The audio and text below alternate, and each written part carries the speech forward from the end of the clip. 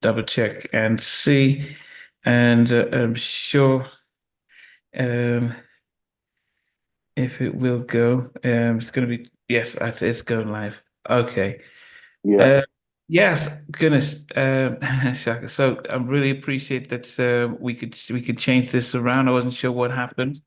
yeah, And but yeah, as I said, so I'm from Nigeria as well as you. yeah, You said you're from Edo. yes. Been in Edo State. Okay. Yeah.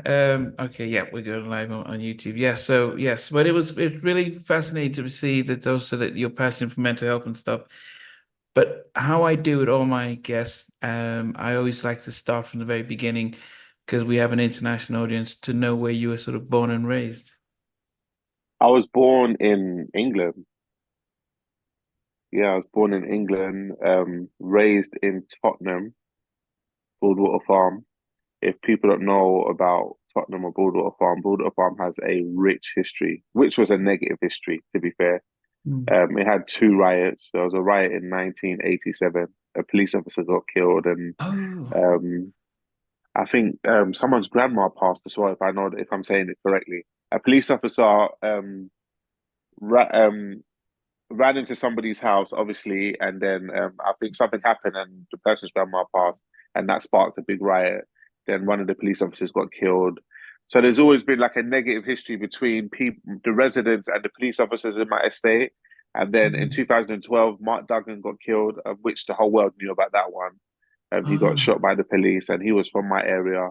So there's always been like a negative connotation around my area. Just ordering cabs to my area, they didn't want to come because my area was like it's known as a scary place. It's much better now. It's extremely positive now. I'm doing good things from here. There's an artist called Heady One. He went #1 in the charts. He's doing incredible things from here. There's another artist called Abracadabra. There's a lot of good things happening now. So we're kind of changing that negative stigma that the area's had. Princess Diana came to my area to try and create some peace. Um, Did you yeah, see that's him? how wild. I didn't see it. I was too young, but I've heard the stories. There's a guy called Classford who is like a legend in my area. He taught all of us how to play football, and he was one of the people that met her. So he was telling me some stories about what it was like when she came, and like, so it was good hearing those stories. So yeah, I'm from a really iconic estate, so it's only right I continue the legacy, the history. Yeah. I mean, I guess, one of the things that it'd be interesting to find out is the how you got into music first, because as I said, most of my guests are American, and so, their journey into music is quite different, through church and stuff. But how did you get into music? Yes, most people's journey in is through church, actually. My journey is completely different. My journey was through like friends around my area. One of my friends, I used to go football training, which I mentioned that someone taught us how to play football. So Yeah. football is a big thing for me. I was really meant to be a footballer. This is like this is like my second life that I'm living right now. My first life, I was meant to be a footballer. So that didn't happen. But while I used to go football training, one of my friends came to football training one day and he was rapping and I was blown away by it. I was like, "What are you doing? How are you putting words together like that? Where did you learn that?" And then um, I started trying it myself. I went home and thought, "Let me try write some sort of lyric." I wouldn't tell you what my first rap was. I don't even know what I was talking about was so X-rated as well. I don't know where I learned that from, but it's funny what us kids pick up at a young age. But and then there was this group called Heartless Crew that I saw perform for the first time, and that just changed my life. And like a couple months ago, I got to speak to one of the members from Heartless Crew, and that was like a full circle moment, knowing that like they're the reason why I even do this, and now like he's asking me to come on his show. Like Wow. it was a big full circle moment for me. So yeah, that was my entry into music. It was from friends. I live in But an area where like everyone was like rapping for some reason. It's like a really yeah, but what kind music of music though? environment. Because that'll be interesting to see. Because as I It said, was like yeah. it was old school garage. It was old school garage. Now you Yeah. have to understand we've got an international audience. So I grew up in Liverpool, but I moved to back to Nigeria in the 80s to go to boarding school. Then I went to university in America. So in the 90s, I was listening to American R&B and hip hop. So when you say garage, so my international audience say, what is garage? So how would you describe Yeah. old school garage? For the international viewers that's listening, garage is our own sound. So you know how hip hop is you guys sound? garage is like a proper British sound. Like if you go to a British party, you'll definitely hear like old school garage, which was artists like Soul Solid Crew and Mm. those. That's who I first heard. I think Soul Solid Crew was the birth of like this whole urban thing you're seeing. They was the birth of it. When we saw Black, like there was 15 of them. No, there was like 21 of them about around about. And when we watched them at the Brit Awards, seeing all of them on the stage, Yeah. coming from our areas wearing chains and like that inspired every black kid wanted to be in Soul Solid Crew, and we all started writing, and now we have this beautiful scene because of them. Like seeing them on our telly, because at that time it's not like now where not anyone, but like it's easier to get on telly. At that time, we couldn't even know how they even got on our screens. Like, how was that even possible? And it's not even like it was one black boy or two. There was like 21 of them. So it was like it was so inspirational. So I think that's where it started from. I started from listening to old school garage, which is a British sound. Then it turned into grime, which I think your viewers might be more familiar with. They might know about grime, which They is a probably UK know about, sound. say, someone like Stormzy or something like that. They'll know about Stormzy. They'll know about Skepta. They'll know about gigs and people like that. And then I transitioned into hip hop. So now I do like hip hop music strictly. I went from old school garage to grime to hip hop. And the only reason why I do hip hop now is because hip hop was the genre that allowed me to be more comfortable, especially what I want to express. Okay. I So couldn't speak about mental health on like garage or grime because yeah, yeah. it's upbeat and it's very fast. So like I need more emotion. So I found hip hop, and that was the perfect like palette for me to express myself. So when you move into hip hop, who are you listening to that does hip hop that you thought, okay, this I could transition to that? I doubled. Obviously, I was young, so I had to do my research and be a very true student and listen to all the great classic albums. So I listened to Tupac's "Me Against the World," and Okay. I listened to Nas's "Illmatic." I listened to Jay-Z's Blueprint, Reasonable Doubt. I listened to Biggie, Ready. I listened to all the classic albums, and like I found myself in them albums. But then what about what the message? Could you connect to what they were saying? Not at first, until I started living. Every time I go through experiences, I'll go back to these albums, and the albums will make more and more sense to me. Yeah. As I grew, the albums grew with me. The albums made more and more sense. So I remember crying to Tupac Changes when I was a kid. I don't know why I was crying. I heard he died, and I was crying, and I didn't even know why. And then as I got older and I listened to the song again, I was like, oh my God, is that what he was talking about? I wake up in the morning and I ask myself, is life worth living? Should I blast myself? I'm tired of being poor and even worse, I'm black, my stomach hurts. And I was like, oh my, that's my life now. Like he was a prophet. So like, um, yeah, as I got older, those songs, albums started making more and more sense to me and helped me decide what I want to do, what I want to talk about. But being from the UK, how possible was it to relate to somebody who was living a different life in a different country, which is different from where you were growing up, because their struggles were different. How did you then feel like you could connect to that? Their struggles were different, but they're universal at the same time. Mm. Pain is universal. We all can relate to pain. We've all been through some sort of pain. Might Yeah. not be the exact same pain as one another, but we've all been through some sort of pain. And Tupac was talking about universal things. I'm tired of being poor and even worse, I'm black, my stomach hurts, and I'm looking for a purse to snatch. That's all around the world. You can go to Brazil and see someone that's tired of being poor. And then you can go to every black person can relate to that. Like, don't forget there's only a 1% that's rich. So that means the 99% is like those lyrics there that Tupac is talking about.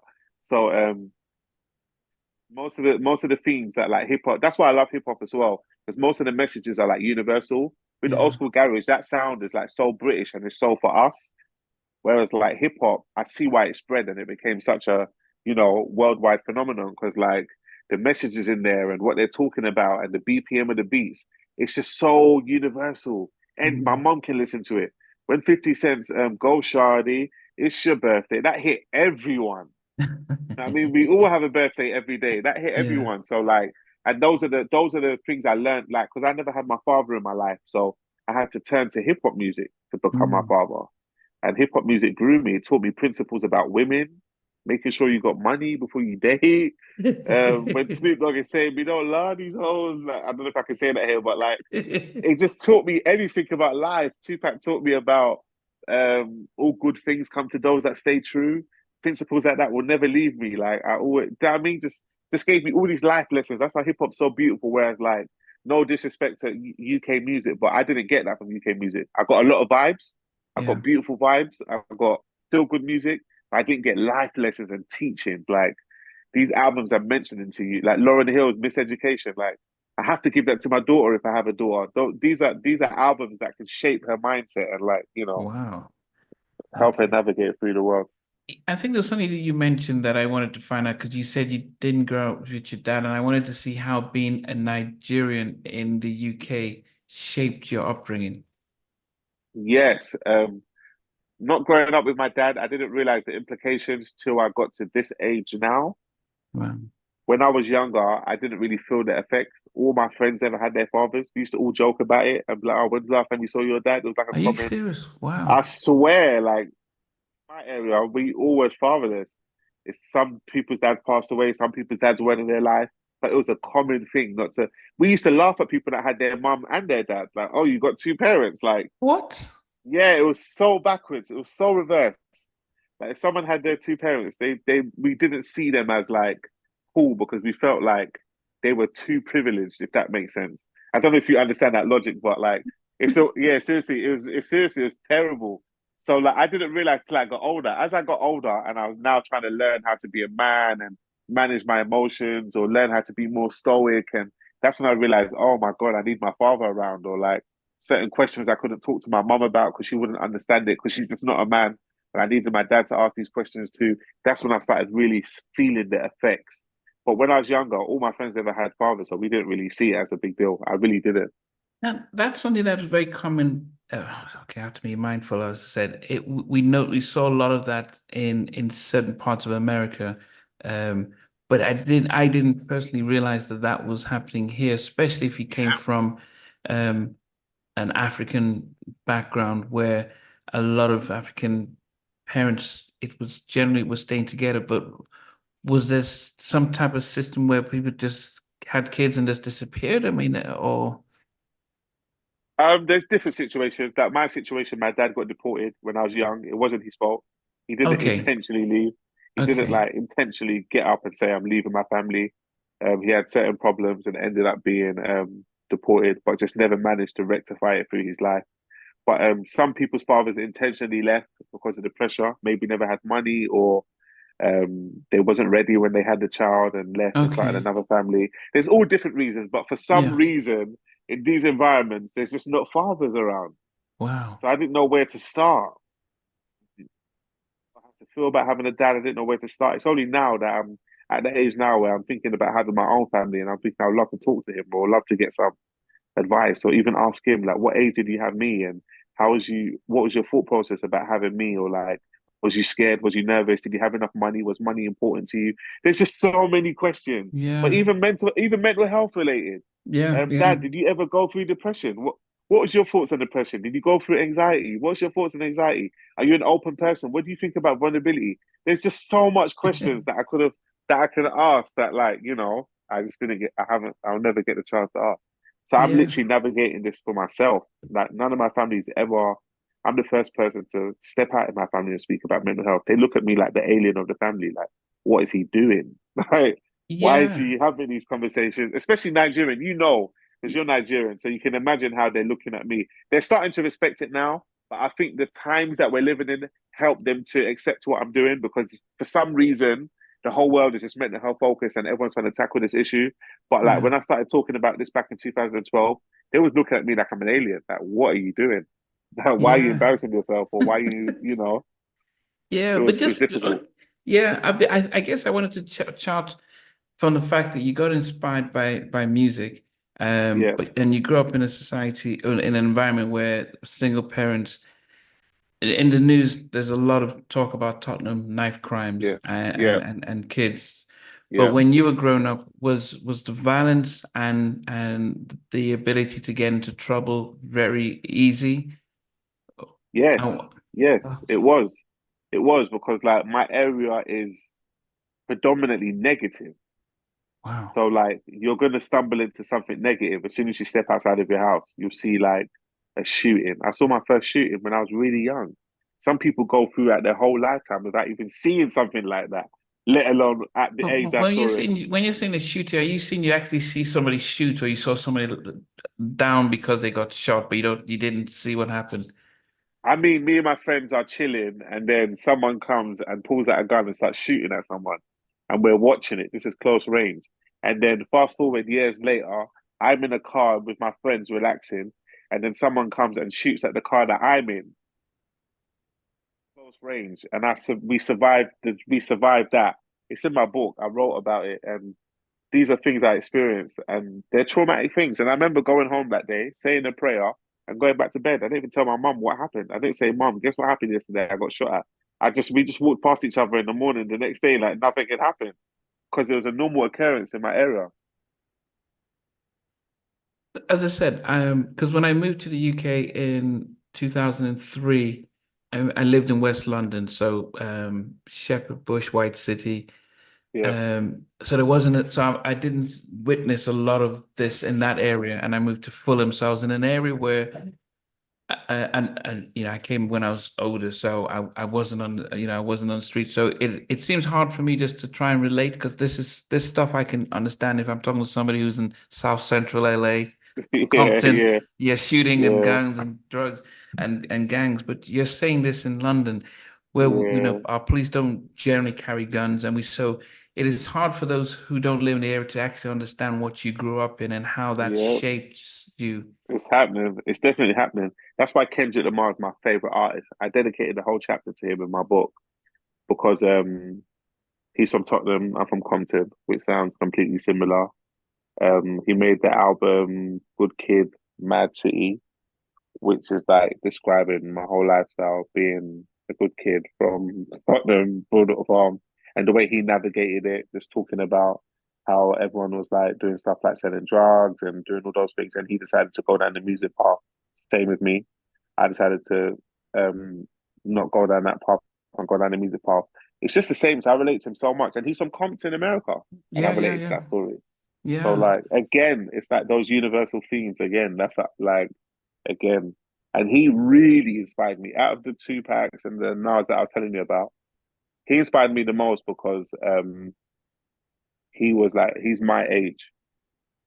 I didn't get to experience Tupac past before I even got to experience him. Mhm. Kendrick, I'm experiencing him right now. He's my age. I'll Yeah, never forget how I felt when I heard Good Kid, Mad City. I couldn't believe it that a yeah, black boy was talking about not smoking, and because I've never smoked in my life ever, and yeah, he made me proud of that. That's in my yeah. area. That's not a proud thing. Oh, you don't smoke? Why not? Do you know what I mean? Like those things, which is so stupid. I should be the cool one, but like it's just so backwards. But he Yeah, made me proud of that, like not smoking and not really drinking and embracing being a good kid. Like his albums were Good Kid, Man City, and he embraced it, and it went platinum, and like it reached me, and I'm so happy that the world embraced it. Or else I would have never heard that album. Imagine that album didn't do well, it would yeah, have missed yeah, me, and it would. You know what I mean? That album birthed this whole persona you're seeing, not persona, but this whole person you're seeing now was yeah, birthed off the back of that album. That album gave me strength to be myself. yeah. And I guess people, yeah, I mean, that's really the power of music, but I guess the power of art that is done not for the commercial side, but really to out of the Yes, heart. yeah. We when we had the London riots, were you because I know they burned the police station out It was in my area. in Tottenham. Okay. It was in Tottenham. It was in my area. The person that got shot was from my area. Mark Duggan was from my area. That's why I Oh, said we've had basically two riots. When I was saying the first one was 1987, oh, and the last one is 2012, which was the Tottenham riots. That was my area. yeah, I went to the okay. I went to the high road the next day, and I saw the buildings burn. I saw everything in flesh. I saw it on TV, and Yeah, I went to see it with my real eyes. Like that was my era. That's where I'm from, Tottenham. how did you then? Because I was in West London when that happened, and we were just watching on TV. But how did you, um, what kept you off going down that road then? What kept you from doing that? I mean, because in some households we have a strong role model like a dad, or sometimes it's a strong praying mom who said, "Come on, we'll go to church and we're gonna, you know." But what kept you from going down the wrong path? I think that's where the Nigerian background comes into it. Okay. Nigerians, Africans, we don't really mess with all of that streets and drugs. We don't like all of that stuff. Even me growing my hair as dreads, my family, they don't. That's all ruffians, how they call it. Do you know what I mean? So Rastafarian. yeah, so they always instilled from a young age, like make sure you get your grades and make sure you do something with your life. They always instilled that. Like Africans don't play that game. We're really prideful. We like to win. We like success. So So that you was felt instilled in me from Nigerian a as a young. kid. You didn't feel like a black British. You felt you were No, no, no, no, British. no, no. Definitely, yeah, definitely. My household was like obviously British, but it was a balance of both. But that Nigerian element was real there. And also, what kept me off that path was the spiritual side as well. My mum instilled God in me and faith in me, so I always had a good moral compass of like, oh, God, think of what I'm doing, or like I used to think like Okay. that from a Wow. very young age. I always had that in the back of my mind, even though I fell astray. Yeah, But yeah, yeah. that was always in the back of my mind. Is what I'm doing. We're gonna be proud of this. And I don't think a lot of kids even cared about that. They didn't even care about that at that age. They was just running reckless. Whereas like I had that instilled in my spirit Yeah. from young, so that kind of guided me through. So when I found music, I just knew this is what I wanted to do, and this is like a better path. So when you found music, did you think it was something that you could actually make a career out of, or was it just a part-time hobby? It was just a part-time hobby at first. And also, I went boarding school. You mentioned boarding school. I went boarding school too. In That kind of Nigeria or saved here? in Nigeria. That saved me. Oh, where My did they mum's. take you? Did I you go was back to, really. where did you I was go? really naughty. I was really bad here. My mum saw the path that I was going down, and she said, "Nah, I got to step in." And she sent me to Nigeria. I went to a school called Igbenadian. I don't know if you heard of it, Canadian, but is it okay in Benin? Yeah, yeah, so that's the guy who owned Okada Airlines yeah, back in yeah, the yeah. day. I went Igbenadian and another school called Nosak Harry. I don't know if you would have heard that school, but I went to two schools. Igbenada was like a rich school, which you can tell by the guy that owned it. Yeah, And yeah, North yeah. St. Harry was like a public school. So I experienced both a rich school and public school. And then by the time I came back, I realized my mum made the right decision because all my friends that I was hanging around with was in prison or on their way to prison. I was like, okay, my mum Wow. definitely saw something. So she definitely saw something. What And was it then like living in Nigeria though? oh my God, that was a shell shock. Wow. Oh my God, getting caned. Yeah. First experience of getting caned, I wanted to come back home, but I couldn't. There was nowhere to run to. Even boarding school was a crazy experience for me. Sleeping on campus and then washing your own clothes, and then like, and then how serious people took their studies out there. In the UK, we don't care about our studies. In Nigeria, you can't even make friends if you're not doing well in like Yeah. your academics. And girls don't want to talk to you. So like I told my mom about it and I had to get like an extra tutor to teach me at home. And like now seriously, it was completely different. It was different, but I enjoy it. I needed it, man. It helped me. It helped me now. It helped me. It helped me. It helped me put things in perspective. Even though sometimes things are going I get a bit ungrateful. I always Yeah. remember like there's Nigeria and they're living completely different here. And you remember what that life was like. There's Yeah. people that are dying. There's people that are dying to come here. Yeah. And do you know what I mean? And what you're complaining over, people are dying to experience it. They'll Yeah. swap with you. They'll swap with you in a second. The Yeah. fact you have stuff like NHS here, the Yeah. fact you have stuff like benefits here, the fact you have all these different things here, they'll be dying to receive it. So Yeah. stuff like that, And your I time say this where because I did my second primary school in the UK, went to boarding school in Nigeria, and went to university in America. But being in America, because I sort of experienced that teenage years in Nigeria, culturally, I was so grounded. yes. I didn't get caught up in a lot of the challenges that most of my friends who are Black American, they were one generation from civil rights and two Yes, generations from slavery. So it was almost yes, so real for them. And yes, because I knew my great grandfather's house, I knew my lineage, I knew it was so if I'd come from the UK straight to America, I could have got caught up in a sense of what's going on and fight the power. But I was able to see things differently. So that's why I wondered how spending that time in Nigeria and your culture and your family and your extended family, how that really shaped you growing up. going forward. Yeah, yeah, it did. It did. It shaped everything. That's where I got my firm spiritual foundation. My mum was trying over here. Yeah. My mum never really used to go to church over here, and she used to try. She'll make me watch certain things, and when pastors come, she'll make sure I'm there to be involved in the prayer. But it didn't sink in.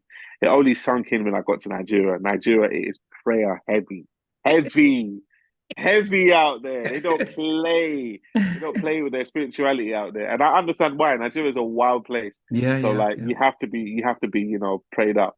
And the auntie that I happened to stay with while I was there, she used to go to church 3 times a week and take me along. And those was where like I really got the teachings and that downloaded into my spirit. And I brought it with me when I came to the UK. It never left me till this day.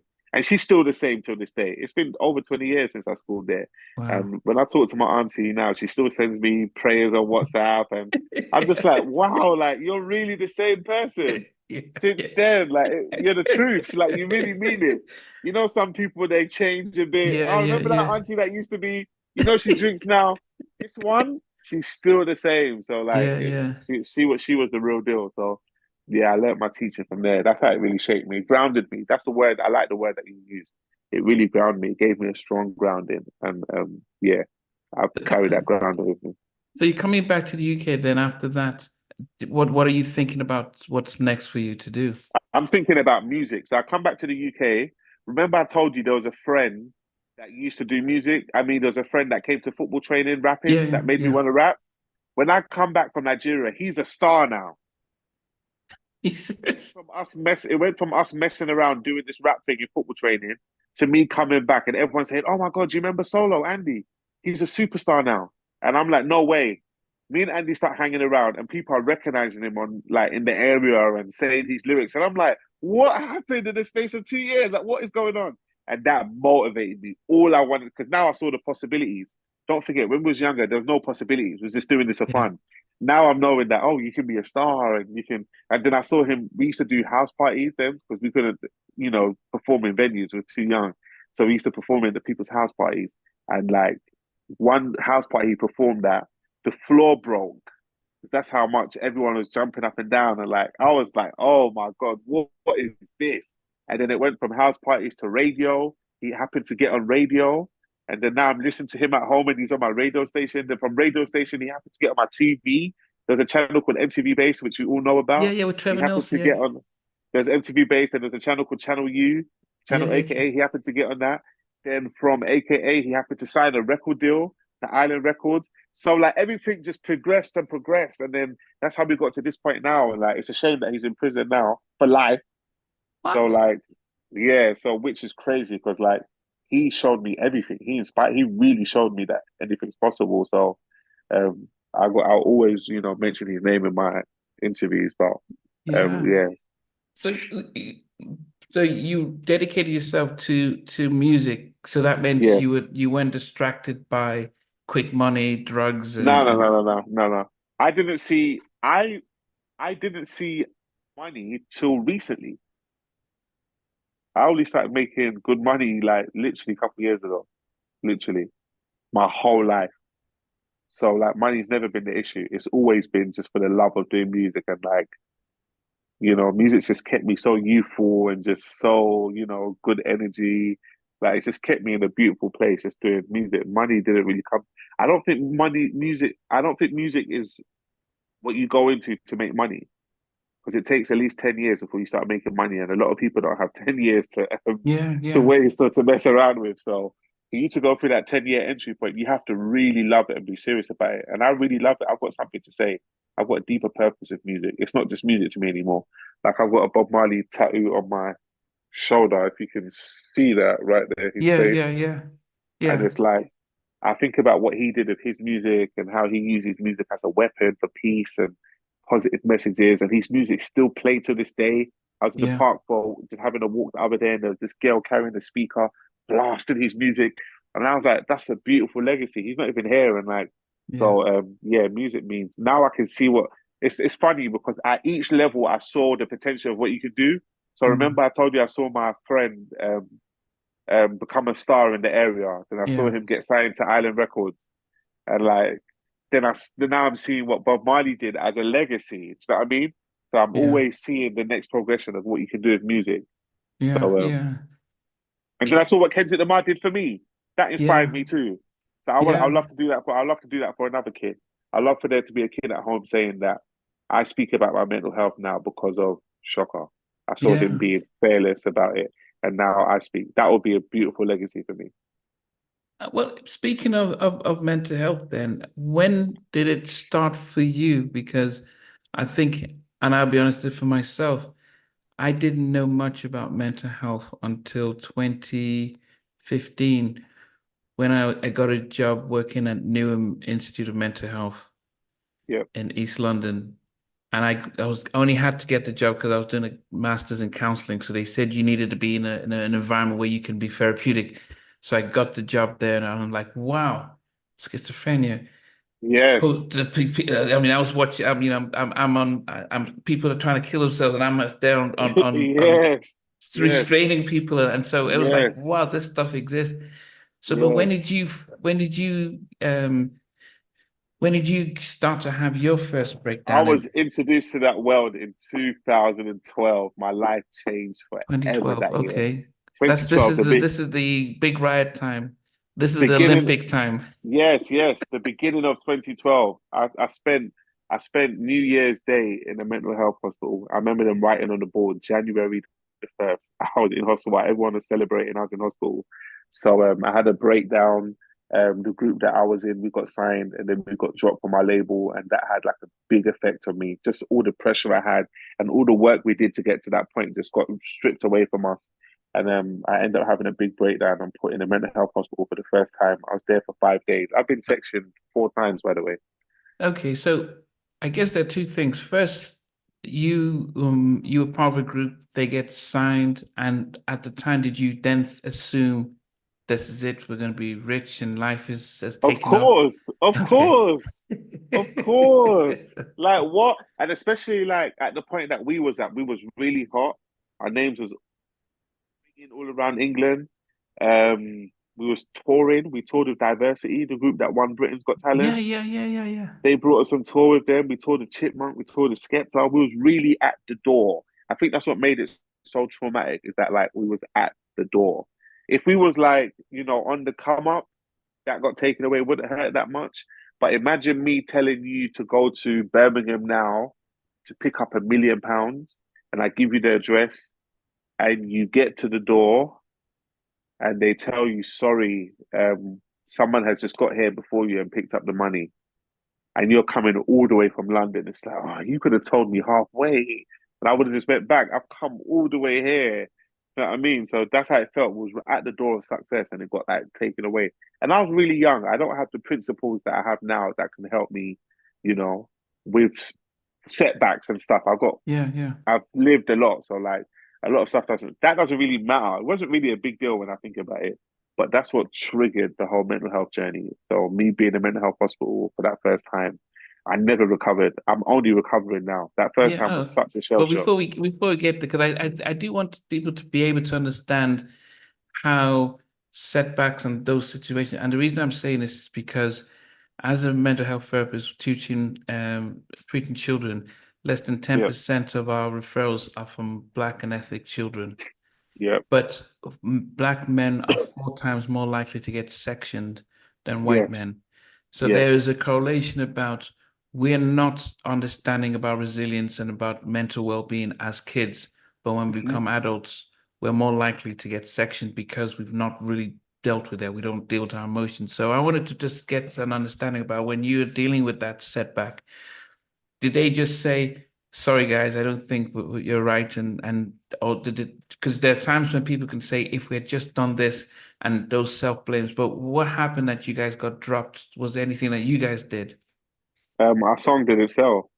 Oh, It was typical music business stuff, but we didn't know about the music business. We had no one to guide us. We had no one to tell us anything. No, if someone had told us like, oh, when your song don't sell, um, there's a possibility you can get dropped from your record label because I got dropped from mine. So don't worry about it. It's not a big deal. Just bounce back and come again. We would have looked at completely different, but like we took it. Well, I took it. I took it harsher because of other reasons. Number one, that reason, and number two, I never had nothing to bounce back on. I had no GCSEs, no A levels. Music was the only thing I was ever good at. I've been doing this as a kid. As I mentioned, I'm still that same kid from football training Yeah, your that learned how friends to and your rap. friend has already So, already made it as well.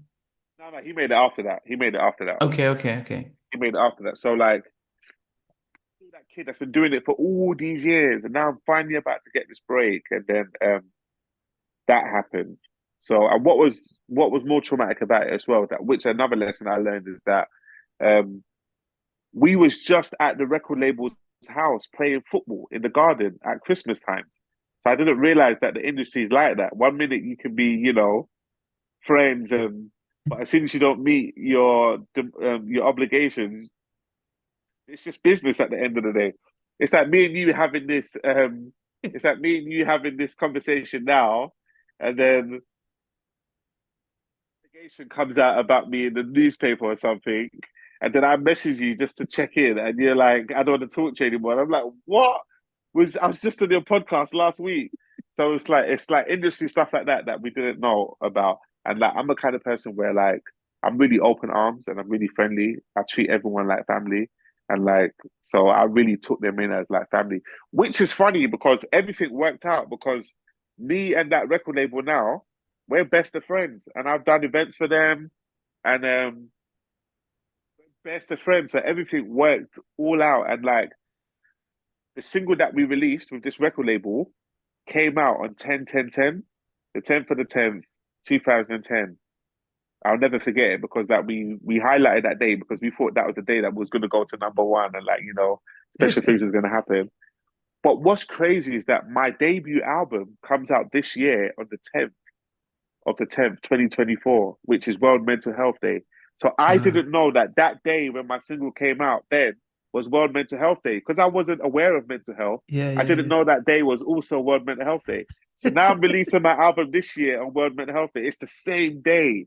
So like Wow. my path was actually written for me. When I think about it on a deeper level, I was destined to walk this path, Yeah, which is yeah. which is mind blowing to me. So I'm like it's mind blowing, and it also puts me at peace and lets me know that like my worrying and my stressing is like there's no reason for it because this is not even in your hands. You're just an instrument. You're just a yeah, vessel doing what you have to do. Like if yeah, someone had told me that time, which is crazy because no one could have told me that then because we couldn't foresee the future. So I've literally had to walk this path to look. I think Steve Jobs said it. He said you can only connect the dots looking backwards or something like that. mm, And like it's true. I'm connecting the dots looking backwards now, and I'm like, oh my yeah, god, like I yeah, was destined. Like we was destined to break up because I needed to do what I'm doing now. If we didn't break up or we made it at that time, I couldn't have done my TED talk. I couldn't have done these podcasts because that we would have.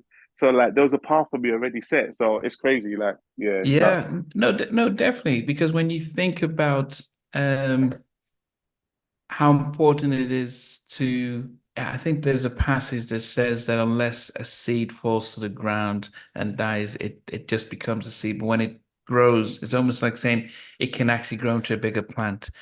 And Yeah, in a way, what it's saying that actually sometimes your own testimony is used to be able to lift 1,000 other people as opposed to for just sure. yourself. I So, believe that. when we think about, one of the things that's affect us today more so than ever before is that understanding of identity.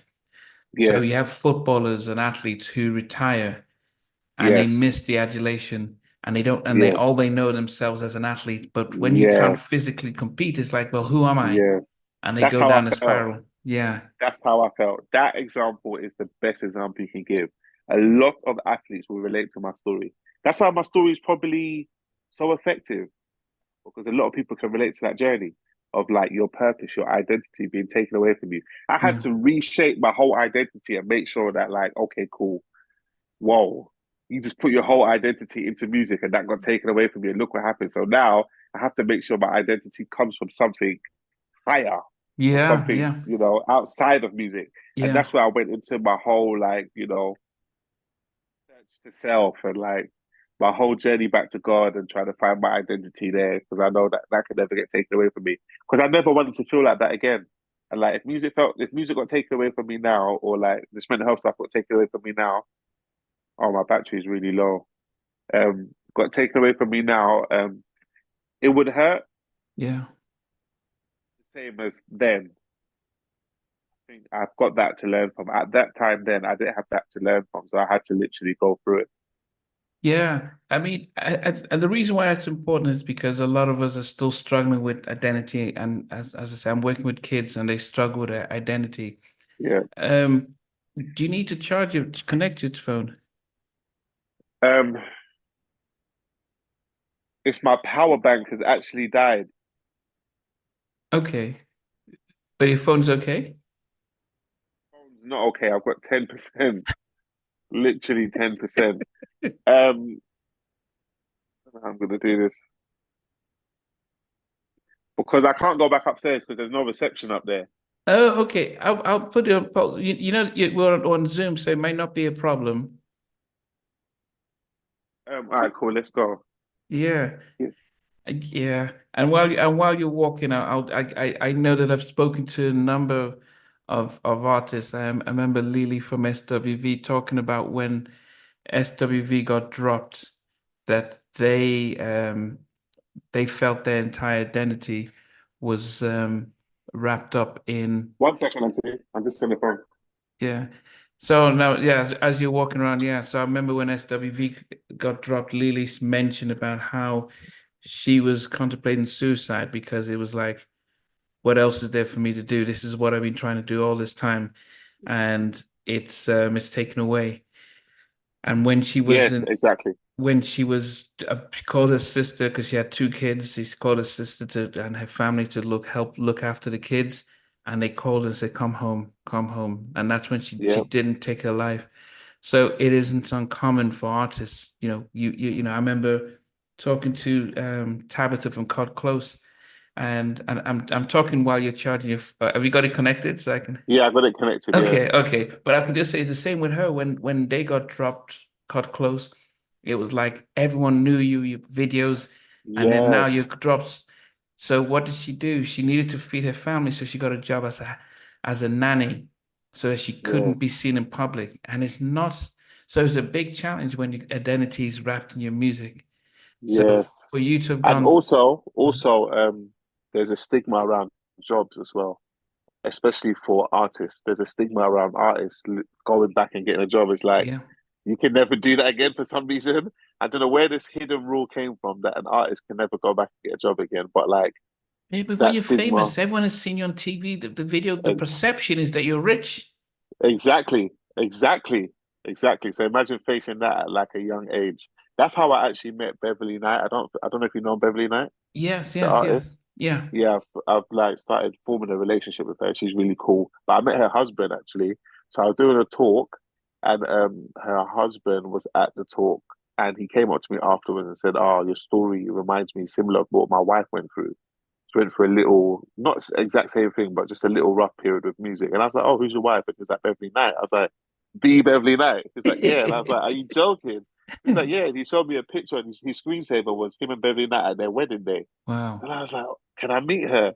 And like, yeah, he got me to meet her, and we've been good friends. She comments Wow. every time she comments on my Instagram. I can't believe it. Like, Wow. so yeah, so a lot of artists, especially not even just artists, musicians. I mean, footballers, Yes. Anyone athletes, that's in this especially. public light, if you've come down, people will see you and say, "Why are you doing it?" Because the perception is you guys have made so much money. Yes, yes, But when it was taken away from you, I, I'm trying so for people to identify what a mental health breakdown looks like. How did you yeah. know that there was something wrong with you? I didn't. That's the thing. You see, like now, you know how you said 215, you started realizing about what schizophrenia is and all these different things. I didn't know what these labels was.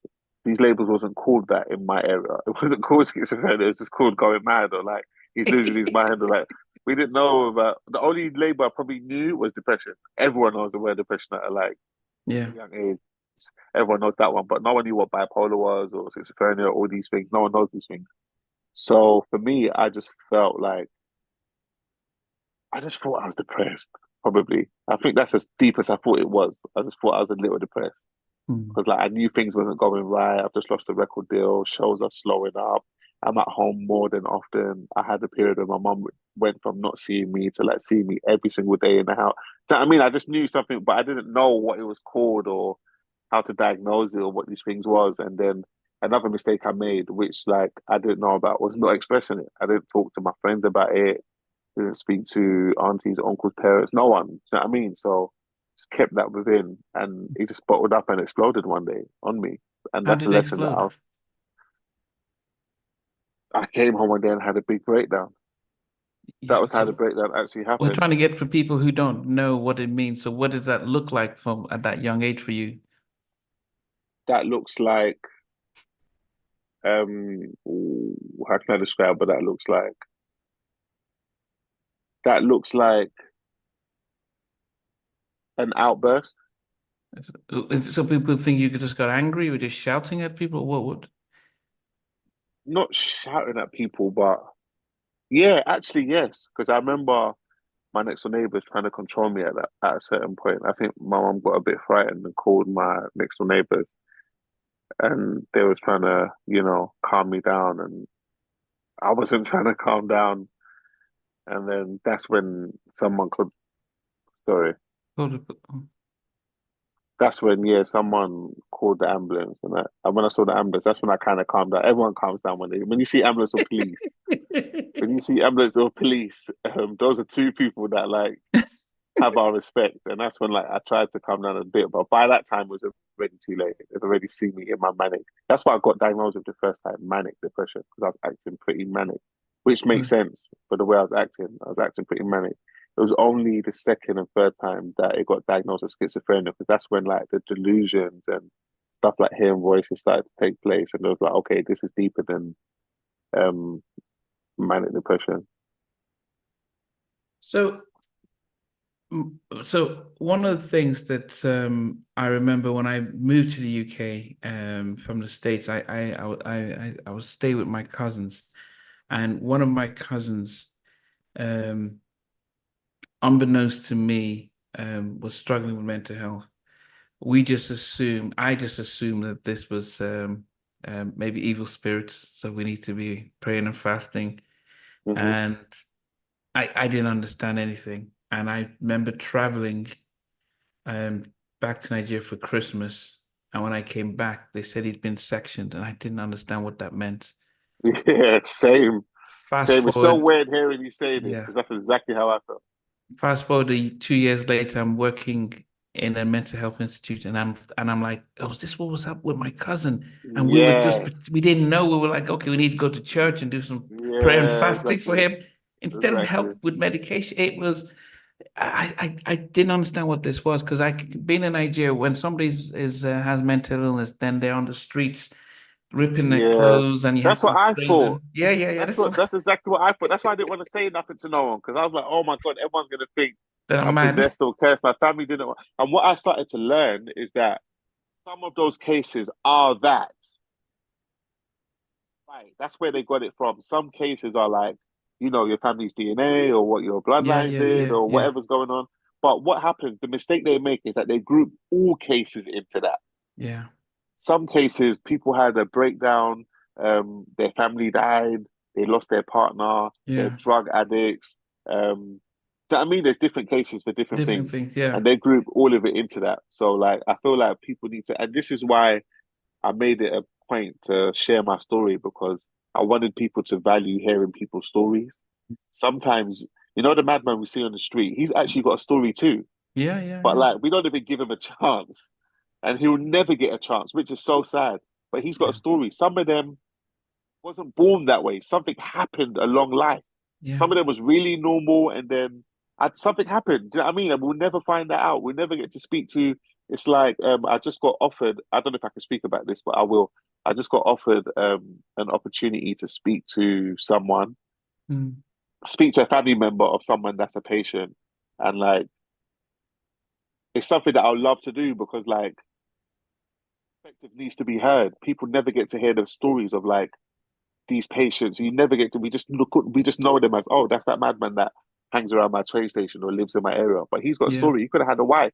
He could have had kids taken away from him. But that yeah. section, I spoke to a patient that had their kids taken away from them, and it sent him over the edge. So it's like people go in there for all different reasons, and like that's what drove me even more to walk down this path. Is when I went into hospital and I started speaking to all these patients, and I realized how normal they actually are. Some of them are like not normal, not normal, but some of them are like beyond. They're gone. They're too far Yeah. gone. If you know what I mean. Then there's some normal, and I've seen every patient you can imagine. I've seen patients that's you know gone there because of drugs. I've seen patients that's gone there because of family issues. I've seen patients that's got spiritual matters. I've seen every patient you can imagine. It was my next door neighbor, and we ate breakfast together, and I saw all of them. So Yeah. like, I really understand it Where now. Anyway, were you in North London or where were they? North London, yeah, Okay. I think, I guess it's when I went to Newham, there was only less than 10% of the inpatients were white. wow, And that's what shocked me the most is actually it was mainly black and yeah, Asian men and yeah, women that were in there. Now you could say it's an area, East London, that yeah, particular area. But those white patients, they would come in a couple of weeks and they'll be discharged. They've yeah, almost wanted it as a respite. But those who are black, some of them, there was one young girl who was probably 20. I think she had gone to an all night, and the parents was like, "No, we need to take her back to church for the deliverance." And it's like, "No, look, she's struggling with hallucinations. We need to treat her." yeah, But so it was really hard to see and understand and balance my Nigerian culture, my Christian beliefs yeah. and just my natural eyes seeing, oh goodness, this is actually What is you're real. seeing, yeah, exactly, yeah, It's like, definitely, you know, definitely. how do you manage that? But then when you got sectioned, how did the family relate? Did they sort of keep it quiet? Okay, we're not going to say anything that what's happened to our brother, son here. We That's just what it be was. That's what it was. That's exactly what it was at the beginning.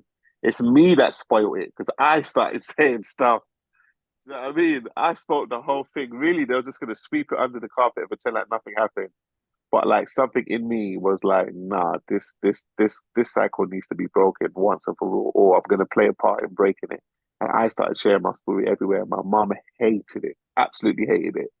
Like I did a TED talk. TED talk's on YouTube now and in front of thousands of people. And it's a shame that my mom didn't understand the gravity of what I just did, how iconic it was, because of like the stigma around mental health. She didn't get to see, what I just did. But like she hated the fact that I was speaking about it, and what my family what didn't get it.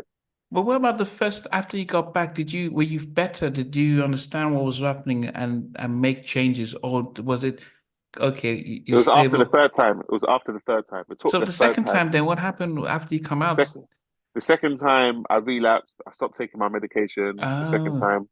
And I was still shell shocked from the first time. It's not something you can just get. When people go back, I understand it. Get it?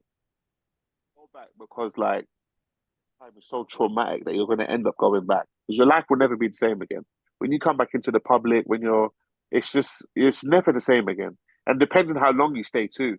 Every time I went there was like 2.5 weeks, which isn't that bad. But if you mm, stay in those kind of environments for like a month or 6 months, oh, you're yeah. finished. It's yeah. When you come out, your reality is distorted.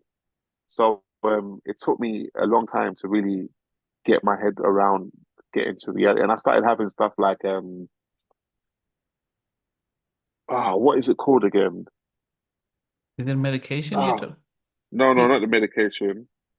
I forgot the name of it, man. I forgot the name of it, but I have it a lot, but I can't remember the name now.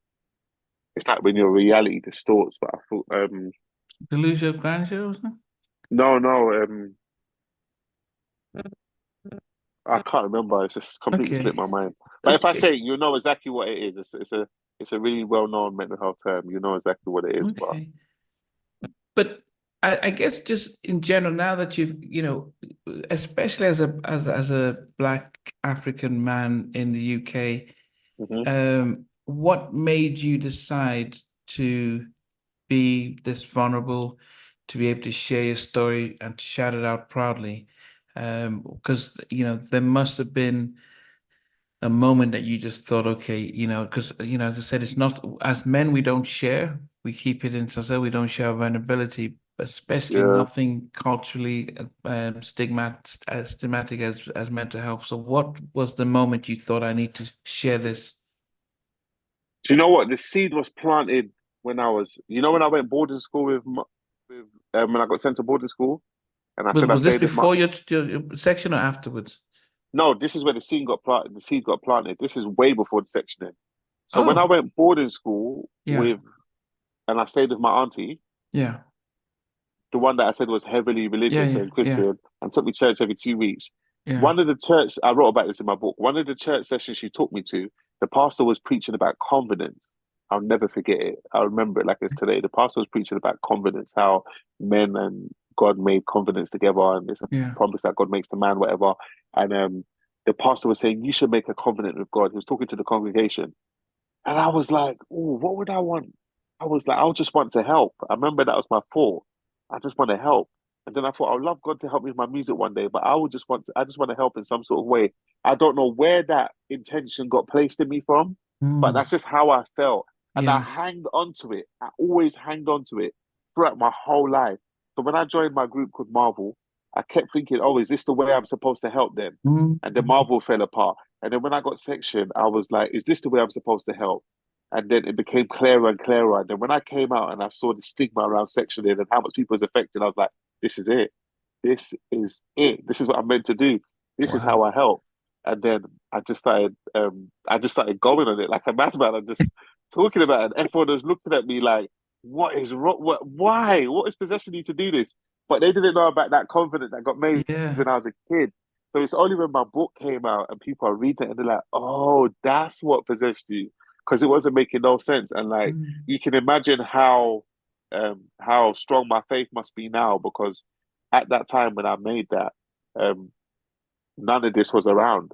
So the fact that I'm walking in this purpose now and I'm doing what I'm doing now, I can't believe it that that prayer that I uttered as a kid has manifested into this. So yeah, I'm just taking it every step at a time because it's not my dream for me, it's God's dream for me. I just asked how can I help? And he said, yeah, you really want to help?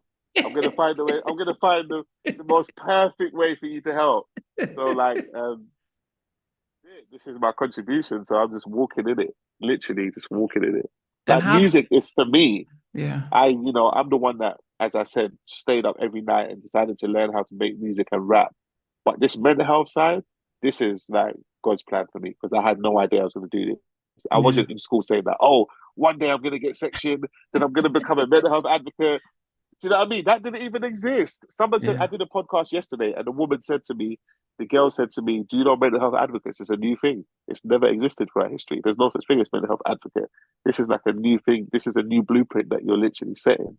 So I was like, wow. So yeah, it's crazy Yeah. to me myself.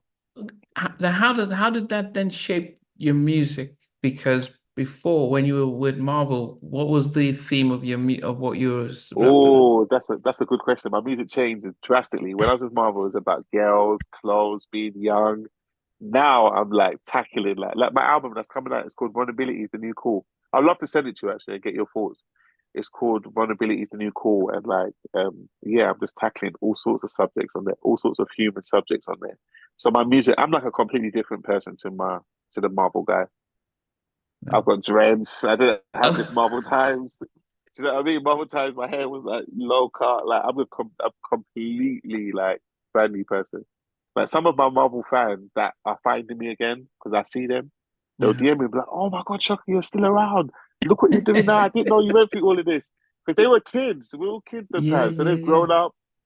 I've like found so many of my Marvel supporters, and they've got kids now. Their kids are grown, and they all find me on Instagram, and they can't believe that I went through this, and they can't believe I'm even still around, and they're all finding me. So it's a beautiful thing, and we're growing together now. Like we started in childhood, I was their childhood artist, and now I'm like older artist. Now they're asking me questions like, "Oh my God, Shock, I had a breakdown." You know what I mean? So it's weird that like generation that we was like talking about, girls and clothes. Now they're telling me like I got a few of my supporters that's been sectioned too. I was talking to one yesterday. He's got bipolar and he was asking me how do you stable your thoughts and these are the kind of conversations I have with my DMs with my supporters now. So it's weird that like I've come back in their life at this time to like usher them through at this point, and we're all growing together. There's certain Yeah. answers that I don't know that I ask my supporters, and they help me with. And there's certain things that I've learned that like anytime I learn something, I always share it. You go on my story, you'll notice that I'm always posting different sort of videos. Like it's just what I'm learning, and I'm like, hey guys, this is what I've learned today, and I just share it. So like I like my page to be informative as well. But what are you doing? I mean, and what would you advise for men, and specifically black men, because I know there's a lot of stuff for women's health, and I know that those who are white tend to be a lot more open to getting support for therapy. So when Yeah. you're thinking about black men or women who tend to still say this is not us, it's not our disease, and we don't talk to strangers, we go to church, what kind of advice would you give about how to make sure that they can maintain good mental wellness? Do you know what? That's how the vulnerability, the new cool album came about in the first place. Because I was doing a live like this, and she was like, "Oh, do you mind me telling you the suicide stats?" And she told it to me, and she told me what percentage was blacks, and I was like, "Oh my God, what can I do just to decrease that percentage just by 1% at least? Even if it's 1%, I've done my job." And then I had to ask myself, okay, you've been section before, you've been through mental health, what helped you? And then I really searched deep and I realized it was vulnerability. It was being able to be vulnerable, being able to be honest about my situation, being able to express myself. I was like, that is it. If I can make vulnerability the new cool, that will help so many black kids. And then that was the birth of the album. And it's taken me 4 years to make this album. I Wow. started in 2020 and it's now coming out. It's gone through so many different transitions. It's not just a full mental health album, but just that concept, and Yeah, yeah. um, and that's the answer. That's the answer that helped me, and that's the answer that can help a lot of people. It's vulnerability. We've had the stigma against vulnerability, especially for men, and it's blocked us from like receiving our healing. Vulnerability is the key. It is the answer. One of the most powerful men that we hear about that lived this earth, who was never afraid of anything, was David. But if you Yes, read his Psalms, he is being vulnerable. He talks yes, about his struggles. He talks about needing yeah, support. yeah, And but we forget that. We see David, okay, he stood up to Goliath, and we see yeah, David, the great king. But when he struggled, he was able to pour out his heart. Oh, I slept with Bathsheba, it was my fault. It's yeah, all, yes. and we've and that is one of the things that is key for And us. he was known as the man that was after God's heart. Yeah, but You know he what I was mean? the It was guy. that He was vulnerability. open up. Yeah, he opened Yeah, up for about sure. my falls. What do I do? Yeah, He was able to weep. He was able to when there's his son with Bathsheba was dying. He was fasting and he eat but we forget that because we assume that you need to be strong because we're told yeah, by our dads, those of yeah. us who had dads around, be strong, stop crying, men don't cry, and you think you have to be strong. But I believe that actually when we go back and trace our histories and our ancestors, I believe that they were vulnerable. They were Yeah, sharing these stories because they would not yeah. have survived if they tried to pretend. I think it was something that must have happened over the last 100 years where the black men did not show their Lost that. vulnerability. And it felt like Exactly. that's where we started to fall apart and everything that's Yes, happened. Because when you think about our tales, our history, our stories, it seems as if these are men sharing things, how they yes, protected their family and how they were open. I think something happened over the last 100 years that yes. has affected our culture and our men. Exactly. And that's what I'm trying to do. I'm trying to say, hey, guys, guys, we need to double back a bit. Something got lost and we need to double back. And what got lost was that vulnerability because like it's known as like a female trait.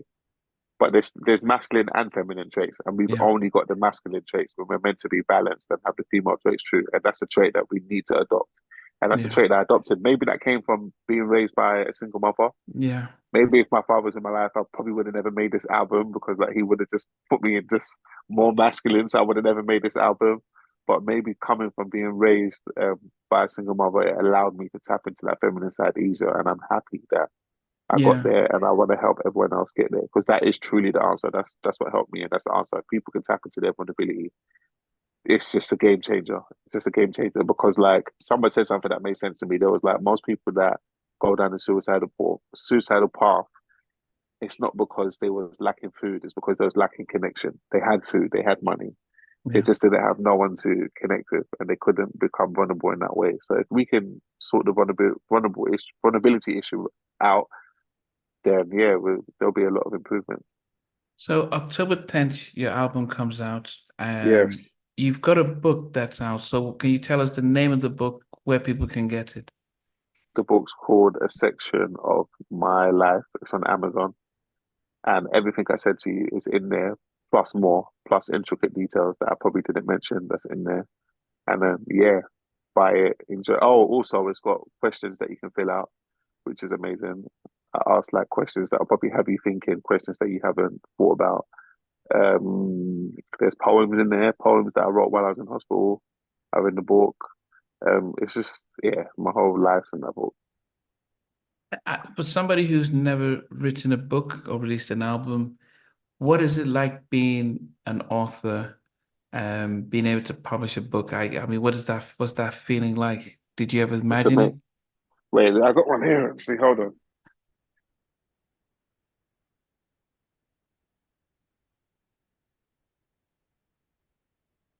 Yes, a section of my life. Did you ever imagine writing a I book? didn't. I didn't. That's what I'm saying to you. That's what I was trying to say to you about like I'm just as blown away as everyone else because all I asked is how can I help, and then it led to all of this, which I never ever even. I still can't believe when I look at it. It's like this is gonna outlive me. It's gonna be on Earth longer than me. It's crazy. So yeah, I'm very proud of it too. And then your music is going to complement. So how does it work now? You've got this album coming out on the 10th of October 10th, 2024.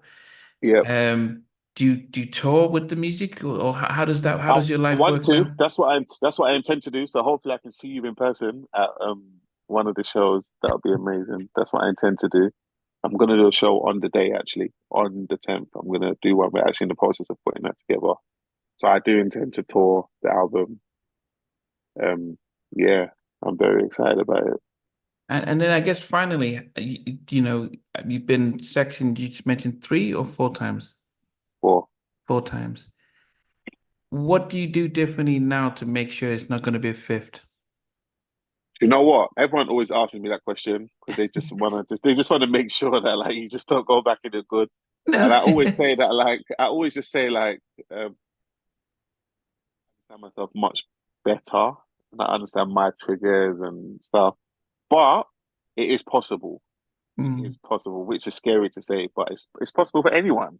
yeah, It's yeah, only a thought away. It is possible, but like hopefully I just make sure that I stay away from things or stuff that can it's been 2 years so far, but yeah. it is possible. I always put that out there. Like as much as I don't want it to happen, it's very very possible. Yeah. Yeah. And you know what? And the reason it's important, because I know for myself personally, I remember my dad came from traveled November of 2020 from Nigeria, and Yeah, then we went into lockdown after he arrived. yeah, Um he had this high blood sugar. We took him to hospital. They kept him a couple of nights, caught pneumonia in the hospital. Just before he gets discharged, caught COVID in the hospital and never came back. wow, And and I was extremely, I mean, it actually was so strange. From Monday, they're saying, okay, um, yeah, Monday they're saying, yeah, do not resuscitate. And I was like, where's this? He's supposed to come back till Thursday yeah, midnight. He's like, he might not make it the next day. So, and I remember when he after because I struggled through COVID because I was never used to working from home and I was doing therapy with kids yeah, online. And when he passed, I don't I went into I was signed up for work for 3 months. And it wasn't until I had counseling, even though I'm a therapist, but that was an important for me to understand where it was coming from. yes, And it was like, and I've never struggled since because I had that moment to share and talk, and I was able to yes, process yes, why I was going down this road. And my dad's yeah, death, as sad as it wasn't, it was what tipped me over. And so now, I mean, I've had moments where I can feel it's getting overwhelming. And then I yes, shut down, okay, no interviews, no YouTube, no social yeah, media. I'm just going to take time off, and when I'm mentally strong, I can come back because I know it can happen to any of us. And the worst thing is here I'm preaching about doing this, and then all of a sudden I get caught up in it. And so Yeah, I'm passionate about it because I know my community. And when I say community, I'm saying Black, whether it's Nigeria, UK, America, we we're not really taking this thing seriously. yeah, So that's why I was really excited to at least to hear you come in, talk about your own story. But as I said, my journey is really just to keep pushing about how important it is for us as Black people not to think that mental health is a white man's thing. yeah, You for know, sure. it is for all of us, and Yeah, help your kids to learn it early because then it'll help them in the long term. exactly. Yeah, you're doing a great job. Yes, but I'm so it's a pity that we had some technical difficulties in the beginning. But it is, well, at least we got it here. I'm going to make sure I'm going to get the link to the Amazon page where they can get the Yeah, book and put it in there. When your album does get released, I'll make sure we can really promote it and let people know where yeah, definitely. they can buy and And stream that. Let's have another conversation as well after that, because you would have heard it by that time and can talk about Yes, certain things. no, definitely. I mean, yeah, I mean, could yes, definitely. I could because we can go through it and so people can be excited about it and stuff. But definitely, I mean, as I said, it's it was a privilege when I heard you talk, and I'm like, wow, this guy's doing what I'm passionate about. Yeah, And you talk about calling, and yeah, so definitely really excited about that. So yes, will always make sure that you have a space and a platform here. definitely. Thank Yes. you. So, Shaka, really, really, really, really important, really great message. And as I said, I appreciate you making the time. And I'm surprised you had an interview yesterday when the England match was on. I thought, Yeah. No, was it? it was before that, by the way. It was before that. It was before that. Okay, it was Yeah, before it was that. before Okay. that. Yeah, it was Gareth in the Southgate afternoon. Gareth Southgate gives us all a mental strain when watching his Who tactics and who stuff. who are you going with on Sunday? Is it coming on? I hope he's Coming learned home. his lesson. I hope he's learned his lesson. I'm a Liverpool fan. Are you a Tottenham fan? Arsenal. How can you live in Tottenham and be an Arsenal Everyone supporter? says that. Everyone says that. But listen, it's just how it's happened. Like, yeah, it's just how it's happened. Everyone has to deal with it. It's just how it's happened. But yeah, I'm an Arsenal fan. Okay, so I mean, Saka is one of your. You should be a big fan of how he's done. He's a legend. He definitely is. Well, okay, Shaka. So I will let you go. And I appreciate your time. And as I Thank said, you. we'll be in touch.